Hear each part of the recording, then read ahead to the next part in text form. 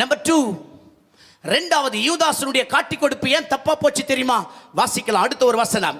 Mark எழுதின சுவிசேஷம் 14:10 வசனம். மார்க் 14:10. பிரதான ஆசாரியனுக்கு காட்டி கொடுக்கும்படி இயேசு என்கிற கூட்டத்தில் இருக்கிறவன் அண்ணா காய்பா என்கிற கூட்டணிக்கு மாறுகிறான்.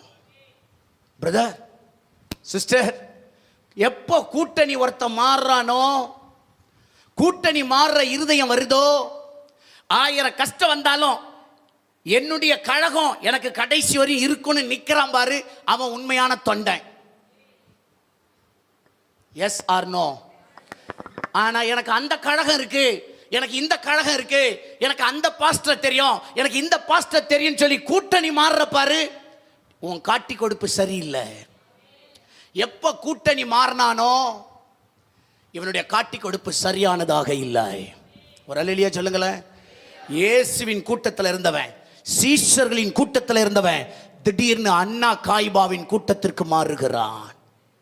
கூட்டணி மாற்றம். பெட்டி கிடைக்கிறதுக்காக நிறைய பேர் மாறுறாங்க, அது வேற.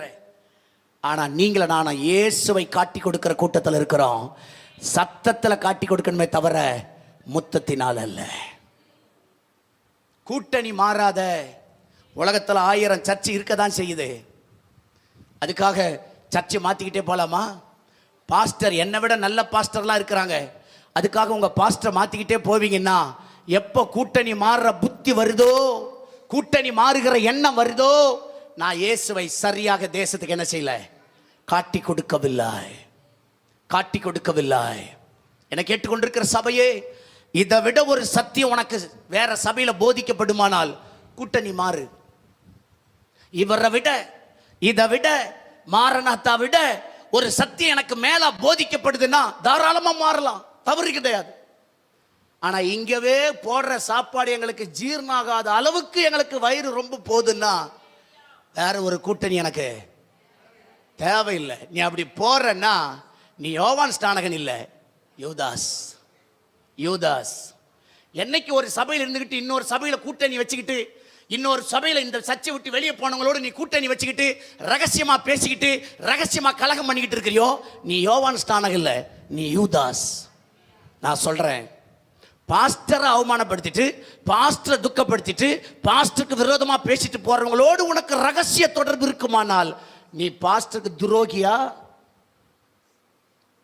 பாஸ்டருக்கு நீ சிநேகிதனா? Listen to me.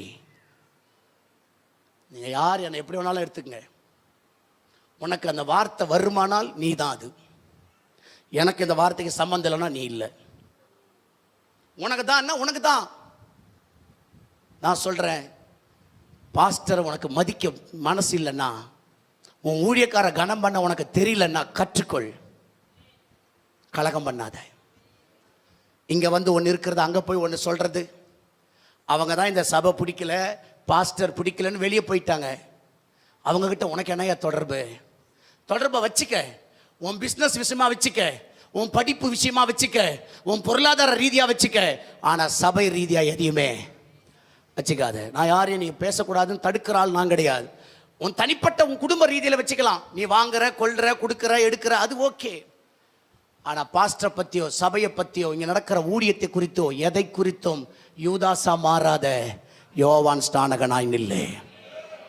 வேதம் தெளிவாய் சொல்லுகிறது, பண ஆசை அவனை சரியாய் காட்டி கொடுக்கிறவனாய் மாறாமல் பண்ணிவிட்டது. இரண்டாவது, கூட்டணி மாறுதல் அவன் இயேசுவை சரியாய் மற்றவங்களுக்கு என்ன பண்ணல, காட்டி கொடுக்கல. நான் வாழ்ந்தாலும் இயேசுவுக்காய், நான் மரித்தாலும் இயேசுவுக்காய்,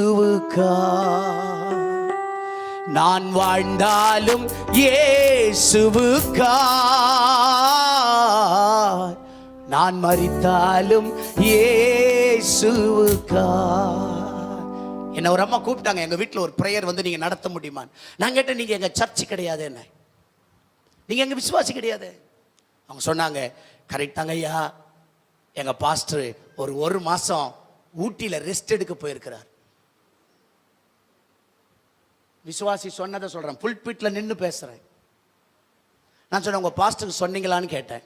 இப்படி ஒரு மீட்டிங், இப்படி ஒரு ப்ரோக்ராம் உங்க வீட்டில் இருக்கிறது உங்க பாஸ்டர் கிட்ட சொன்னீங்களான்னு கேட்டேன். சொன்னேன். நான் ரெஸ்ட் எடுக்க போறேம்மா, டேட் எல்லாம் ஃபிக்ஸ் பண்ணியாச்சு, நான் போயிட்டு வந்து பார்த்துக்கிறேன்னாரு.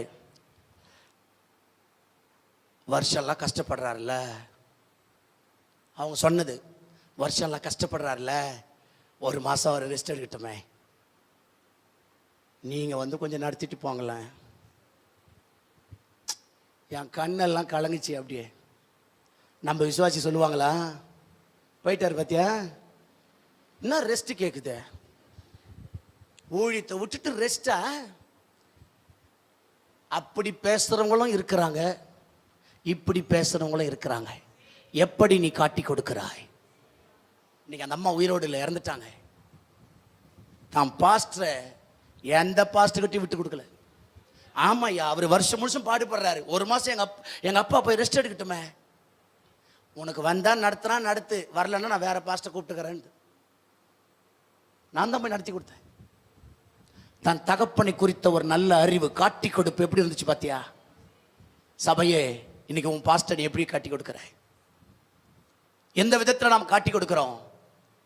இன்னைக்கு ஆண்டவருடைய வார்த்தை சொல்லுது, அணி மாறுவது கூட்டணி மாறுவது அல்ல, சரியான காட்டி கொடுப்பு. எத்தனை சூழ்நிலைகள் 1000 இருந்தாலும் எனக்குன்னு தரப்பட்ட வயல்வெளி, கடைசி வரை அந்த வயல்வெளியில் எனக்கான கோதுமையை நான் பொறுக்கி கொள்ளுவேன். அல்லேலூயா சொல்லுங்க, அல்லேலூயா.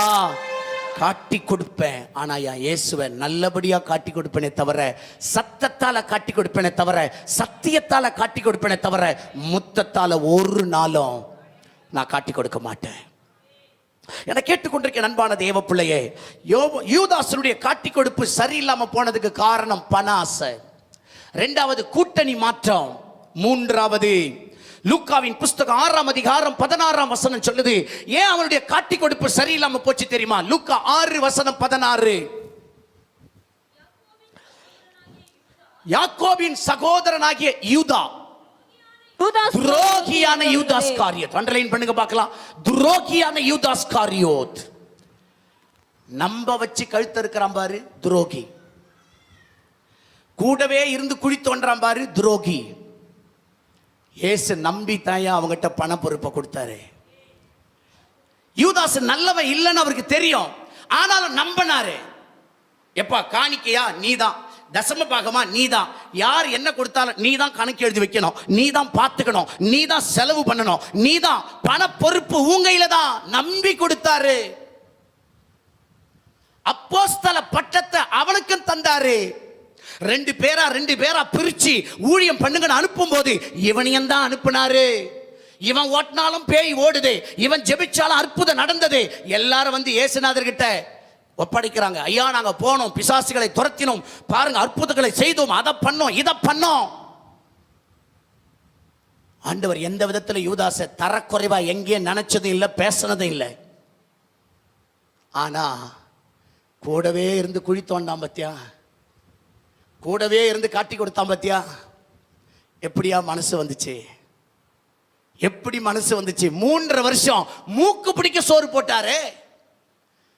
சீஷர்கள் இயேசுவுக்கு சோறு போடல, இயேசுதான் சீஷர்களுக்கு சோறு போட்டார். 3.5 வருஷம் 3 வேளை, ஒரு குறையும் வைக்கல, ஒரு குறையும் வைக்கல. ஆண்டவர் அப்படி நடத்தினாரே. எப்படிப்பா காட்டி கொடுக்க மனசு வந்துச்சு? துரோகம், துரோகம். இயேசுநாதர் அழிஞ்சிடணும், இயேசுநாதர் செத்துடணும், இயேசுநாதர் போயிடணும், இயேசுநாதர் இருக்கக்கூடாது அப்படின்ற துரோக எண்ணம் அவனை தனியா கைட் பண்ணிடுச்சு. சரியான காட்டி கொடுப்புக்குள்ளாக நடத்தல. என் அன்பு சகோதரா, என் அன்பு தேவ பிள்ளையே, துரோக எண்ணம், துரோக பேச்சு, துரோக கிரியை நம்ம இயேசுநாதரை சரியா காட்டி கொடுக்க வைக்காது. எல்லாரும் நல்லா இருக்கணும்னு நினைச்சு பாரு, எல்லாரும் நல்லா இருக்கணும்னு ஜெபம் பண்ணி பாரு. என் பக்கத்து குடும்பம் நல்லா இருக்கட்டையா, அன்று எனக்கு விரோதமா எழும்பினாலும் நல்லா இருக்கட்டையா, எனக்கு பேசினாலும் நல்லா இருக்கட்டையா, நீ ஜெபம் பண்ணி பாரு. எல்லாரும் நல்லா இருக்கணும்னு நினைக்கிற இருதயம் இருக்கு பாரு, அவங்க நிச்சயம் இயேசுவை நல்லதனமா காட்டி கொடுப்பாங்க. ஆனா கூடவே இருந்து குழி தோண்டாம் பாரு, கூடவே இருந்து போட்டோ எடுத்து அனுப்பினாம் பாரு, துரோகி. சாகர வரையும் என்னால் மறக்க முடியாது அந்த துரோகத்தை. இல்ல அன்னைக்கு அழுத, இன்னைக்கு சிரிக்கிறேன். துரோகி. நான் நினைக்கிறேன் அவனை யூதாஸ் கூட்டத்தில் தான் வைக்கிறேன். போட்டோ எடுத்து பாஸ்டர் கூட கூட்டிட்டு போய் பாஸ்டர் போட்டோ எடுத்து தவறா அனுப்பி விடுற ஆட்கள்லாம் இவங்கெல்லாம் நல்லவங்களா துரோகியா?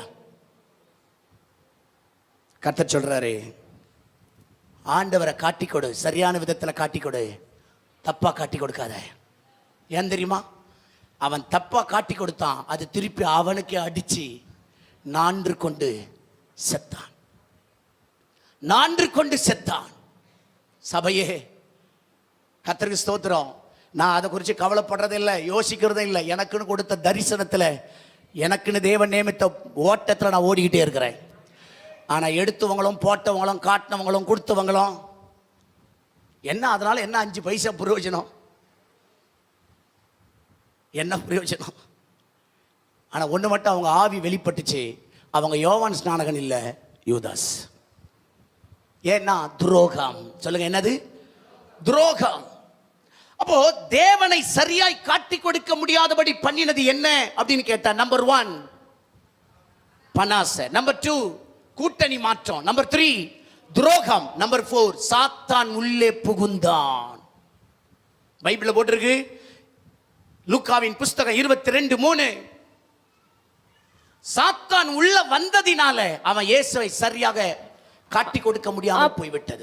அப்பொழுது 12 ஒருவனாகிய ஸ்காரியோத் என்னும் மறுபேர் கொண்ட யூதாசுக்குள் சாத்தான் புகுந்தான். என கேட்டுக்கொண்டிருக்கிற அன்பான சபையே, அவனுடைய காட்டி கொடுப்பு ஏன் சரியாக இல்லை அப்படின்னா, உள்ள சாத்தானுக்கு இடம் கொடுத்ததுனால அவனால யாரை காட்டி கொடுக்க முடியலன்னா இயேசுவை. உங்களுக்கு யூதாஸ் காரியத்னா என்ன அர்த்தம் தெரியுமா?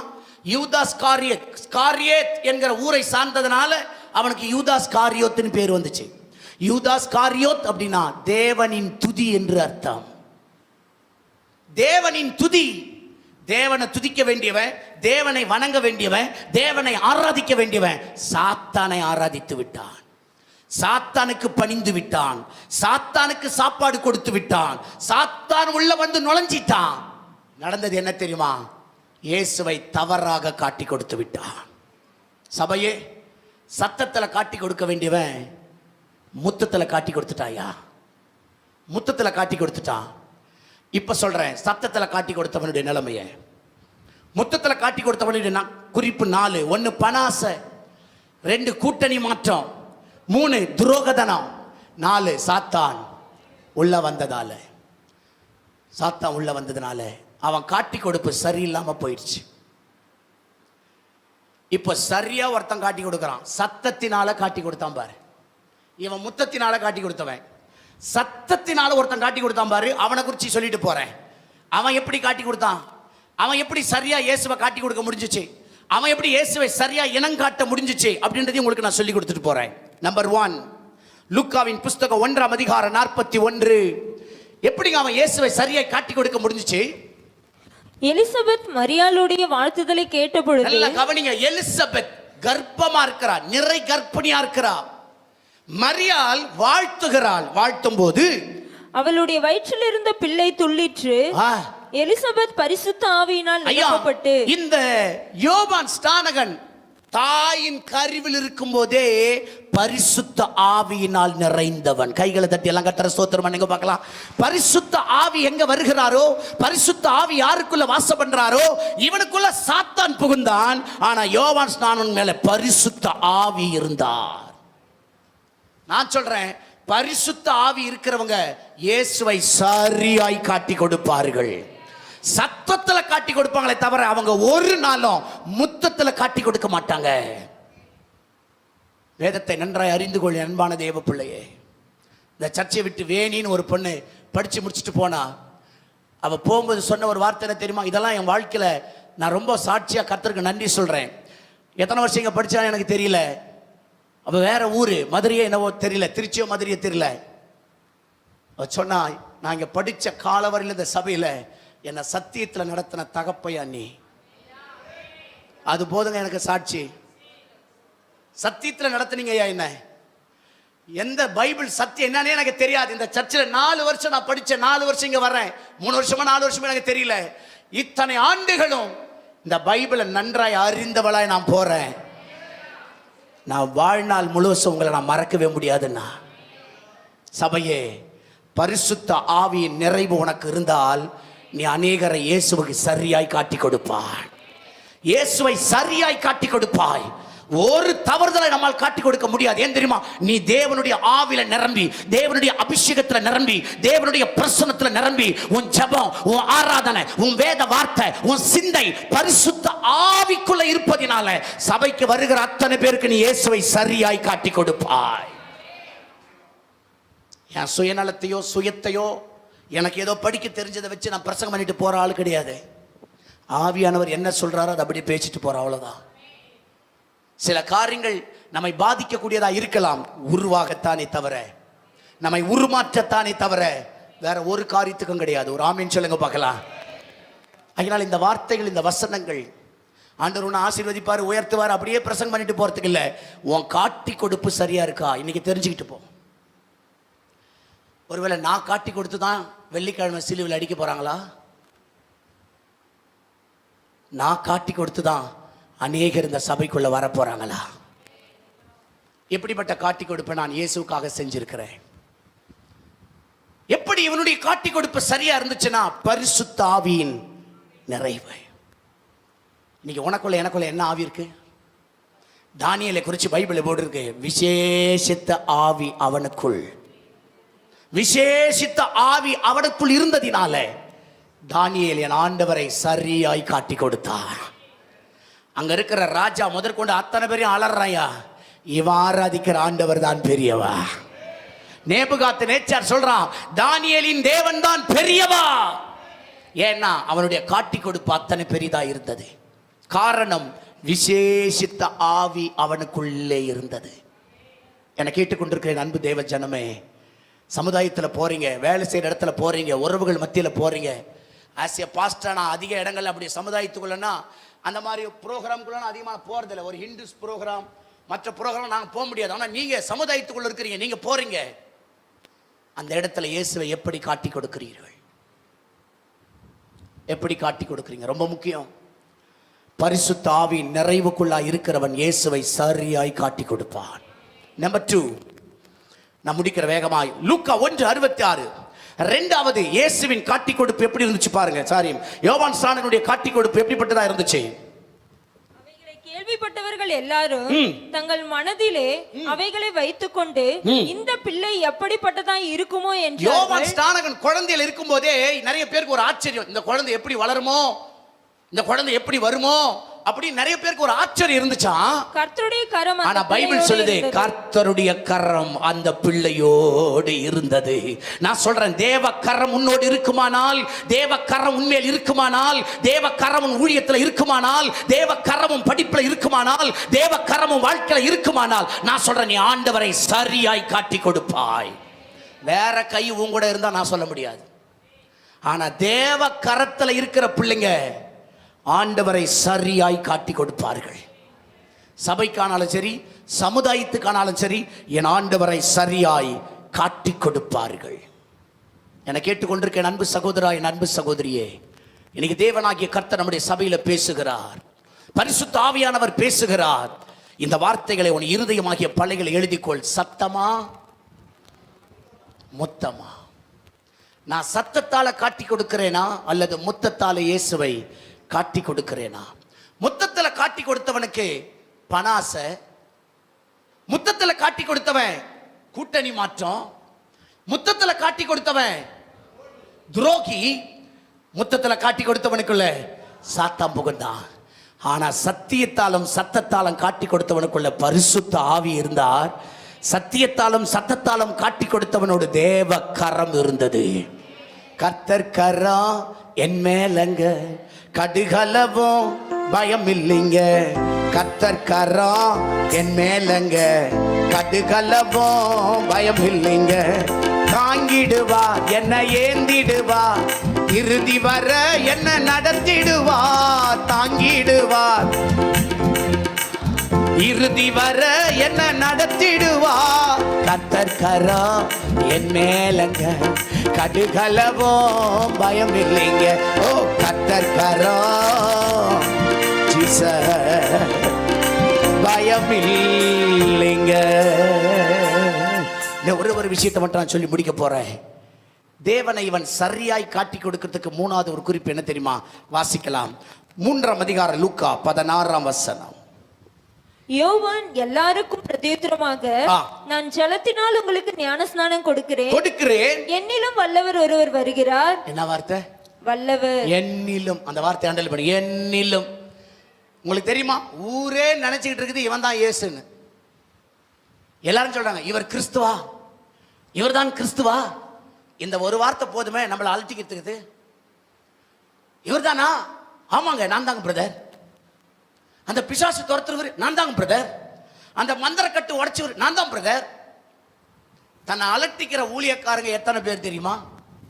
ஆனா யோவான் ஸ்நானகனுக்கு அந்த இடத்துல இருந்த ஒரு ஒரு ஒரு ஒரு உயர்ந்த இடம் என்ன தெரியுமா? அவன் வனாந்தரத்தில் இருந்தாலும் ஜனங்க அத்தனை பேர் எங்க போனாங்களா? அப்படின்னா அவனுடைய பவர் பார்த்துங்களேன். அவனுடைய பவர் எப்படி இருக்கும் பாருங்க. அவன் வனாந்தரத்தில் இருந்தா ஜனங்கள்லாம் வீட்டை விட்டு எங்க போறாங்க? அப்படி ஈர்க்கிற வல்லம் அவங்ககிட்ட இருந்துச்சுங்க. வார்த்தையிலும் வல்லமையிலும் அவன் சொல்லிக்கலாம் நான் தான் கிறிஸ்து, நான் தான் கிறிஸ்துன்னு சொல்லியிருக்கலாம்.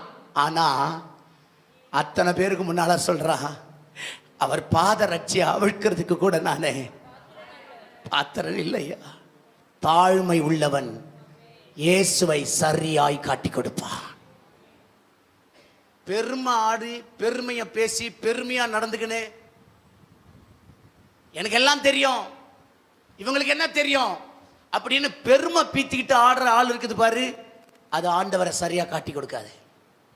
ஆனா எனக்கு எல்லாம் தெரிஞ்சாலும் என் கர்த்தருக்கு முன்னால நான் ஒண்ணு இல்லையா, என் ஆண்டவருக்கு முன்னால நான் ஒண்ணு இல்லை, என் தகப்பனுக்கு முன்னால நான் ஒண்ணு இல்லை, பெருமை பாராட்ட எனக்கு ஒண்ணும் இல்லைன்னு சொல்லி தன்னை அதிகமாய் தாழ்த்துகிற எந்த மனுஷனும் எந்த மனுஷியும் ஆண்டவரை சரியாய் காட்டி கொடுப்பார்கள்.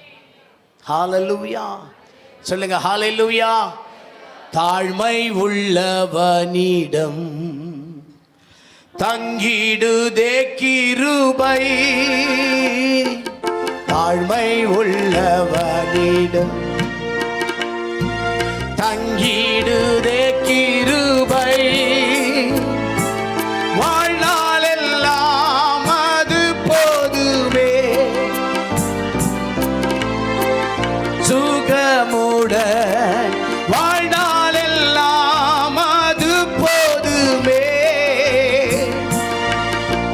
தன் பலனுடன் சேவை செய்ய கிருபை. ஓ mighty God, சேவை செய்ய கிருபை. ஓ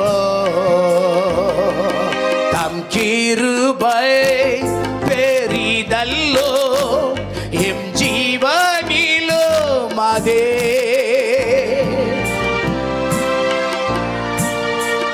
ஓ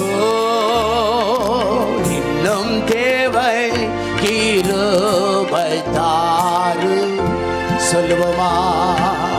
இன்னும் தேவை கிருபை தாருமே.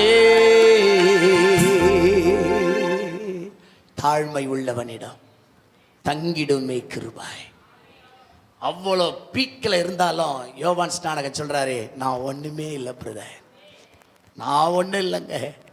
அவர் செருப்பை கழுட்ட கூட எனக்கு என்ன இல்லை, நான் தகுதி இல்லையா. அவர் என்னிலும் வல்லவர், அவர் என்னிலும் பெரியவர், அவர் என்னிலும் உயர்ந்தவர். கைகளை தட்டி கர்த்தரை மகிமைப்படுத்தலாமா? தேவனுக்கு முன்னால தன்னை தாழ்த்துகிற எவனும் இயேசுவை சரியாய் காட்டி கொடுப்பான். இவன் தாங்க சத்தியத்தில் காட்டி கொடுத்தவன், இவன் தாங்க சத்தத்தில் காட்டி கொடுத்தவன். அவன் முத்தத்தில் காட்டி கொடுத்தான், இவன் சத்தத்தில் காட்டி கொடுத்தான். ரெண்டு பேரையும் உங்களுக்கு காட்டி கொடுத்துட்டேன். இப்போ நீங்க தான் முடிவு பண்ணணும், நான் சத்தமா இல்லை முத்தமா. என்னையும் சேர்த்து பிரசங்கம் பண்றேன். இந்த பிரசங்கம் எனக்கு மட்டும் இல்லை, எனக்கும் சேர்த்து தான். சத்தத்தில் காட்டி கொடுக்கிறேனா, முத்தத்தில் நான் காட்டி கொடுக்கிறேனா? என் ஆண்டவராகிய இயேசுவை இந்த உலகத்திற்கும் பட்டணத்திற்கும் என் ஜனங்களுக்கும் காட்டி கொடுக்க வேண்டியது என் அவசியம்தான்.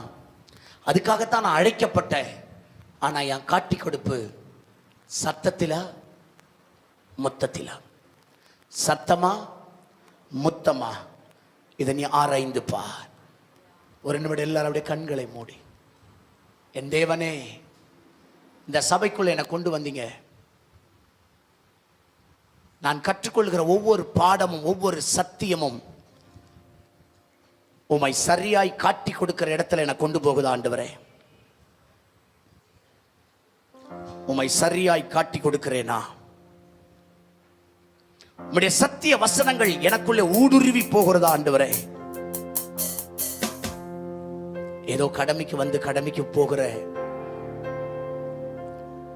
சபைகளை போல நாங்கள் அல்ல ஆண்டவரே. இந்த எம்எஃப்டிக்குள்ள நாங்கள் வரும்போதெல்லாம் ஒரு தேவ பிரசனத்தை நாங்கள் பார்க்கிறோம். இந்த எம்எஃப்டிக்குள்ள வரும்போதெல்லாம் வார வாரம் ஒரு சத்தியத்தின் வாரத்தை நாங்க பார்க்கிறோம். போன வாரம் விசுவாச கப்பல்னு பேசுனீங்கப்பா. இந்த வாரம் சத்தமா முத்தமா என்று நீ பேசுகிறீர். இந்த உலகத்துல 2 பேர் உம்மை காட்டி கொடுத்தாங்க. ஒருத்தன் சத்தத்தில் காட்டி கொடுத்தான், ஒருத்தன் முத்தத்தில் காட்டி கொடுத்தான். முத்தத்துல காட்டி கொடுத்தவனுக்கு பண ஆசை. சாத்தான் உள்ளே புகுந்தான். ஆனா சத்தத்துல காட்டி கொடுத்தவன் பரிசுத்த ஆவியில நிரம்பி இருந்தான். தேவ கரம் அவனோடு இருந்தது. தன்னை அதிகமாய் தாழ்த்துகிற இடத்தில் அவன் இருந்தான். தகப்பனே, எங்க ஊழியக்காரை கொண்டு எங்களோடு இன்னைக்கு பேசுனீங்கப்பா.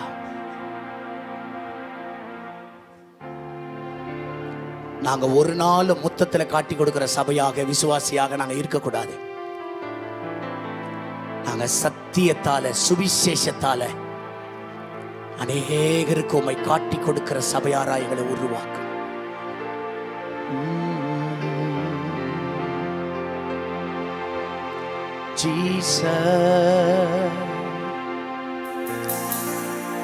கிருபீன்கள் சேராபீன்கள் போற்றிடும் எங்கள் பரிசுத்தரே. கேருபீன்கள் சேராபீன்கள் போற்றிடும் எங்கள் ஆராதனை உமக்கே, ஆராதனை உமக்கே, ஆராதனை உமக்கே,